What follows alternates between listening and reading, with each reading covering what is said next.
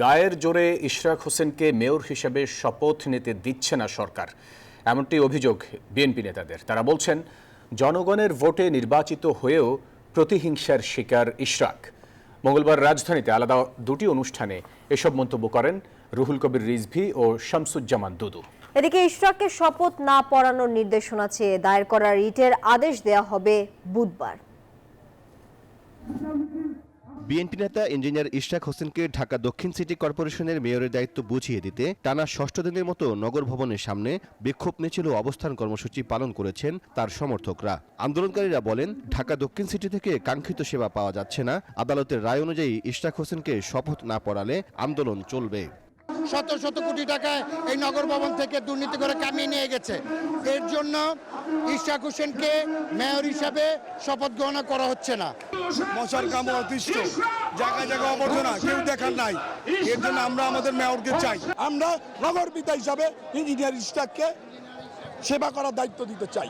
বিএনপির জ্যেষ্ঠ নেতা রুহুল কবির রিজভীর অভিযোগ, ইশরাককে গায়ের জোরে শপথ নিতে দিচ্ছে না সরকার। রাজধানীর খিলক্ষেতে এক অনুষ্ঠানে একথা বলেন তিনি।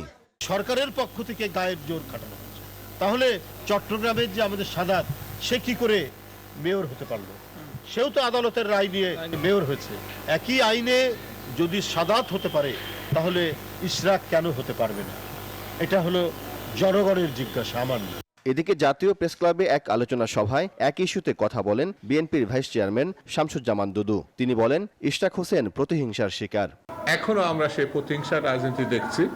জনগণের ভোটে নির্বাচিত হওয়ার পরেও যাকে ঢাকার মেয়রের দায়িত্ব দেওয়া হয়নি, সেই ছেলেটি ইঞ্জিনিয়ার ইশরাক। ইশরাকের শপথ ঠেকাতে হাইকোর্টে চলছে রিট মামলা। মঙ্গলবার এর শুনানি শেষ হয়েছে, আদেশ মিলবে বুধবার। নির্বাচনী প্রতিনিধি প্রার্থীর বাইরে অন্যকে এসে ইলেকশন ট্রাইব্যুনাল রেজাল্ট চ্যালেঞ্জ করেছে বা রায় চ্যালেঞ্জ করে কোনো নজির তারা স্থাপন করতে পারে নাই, এবং এটা অসৎ উদ্দেশ্যে করা হয়েছে। শুধু নির্বাচিত প্রতিনিধিকে যেন নির্বাচক শপথ না করায়, সেই জন্য করা হয়েছে এটা। এবং এটা ধরেন, এটা আমাদের কনস্টিটিউশনে যেটা বলা আছে যে নির্বাচিত প্রতিনিধি থাকবে, এবং যেটা রুল অফ ল, যদি আইনের সাথে বিশ্বাস করি, অবশ্যই তাকে মেয়র হিসাবে শপথ গ্রহণ করতে হবে। আর সরকার এখন তা করছে না, সরকারের একটা গুচ্ছির কারণে। হাইকোর্টে রিটটি দায়ের করেন ঢাকা দক্ষিণ সিটির বাসিন্দা মোহাম্মদ মামুনুর রশিদ।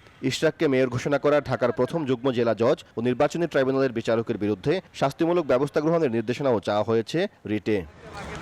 সাইফুল ইসলাম, নিউজ 24, ঢাকা।